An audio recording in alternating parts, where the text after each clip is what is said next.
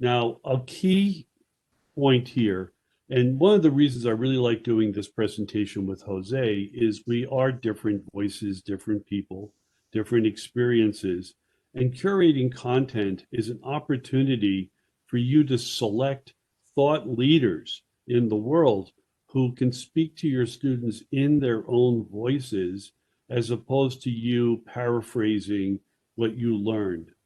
So when you look at like Nobel Prize winners like Daniel Kahneman talking about,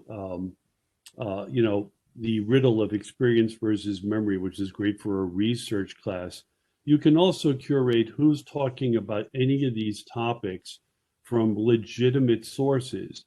Now, TED Talks is really popular among students and faculty alike.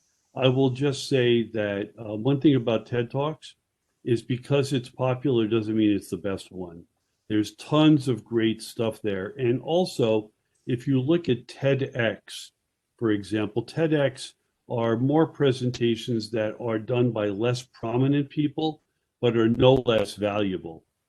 But one tip about curating content, watch the entire video you give the students because you may be very disappointed to find out it's riddled with commercials or the first 3 minutes are great and the rest of it's no good. So you really need to watch it. And, as Jose or I could show you, there are ways to speed up the video when you watch it. So the speaker sounds more like Minnie Mouse, but you can actually scan the entire thing without having to listen to it at the normal speed.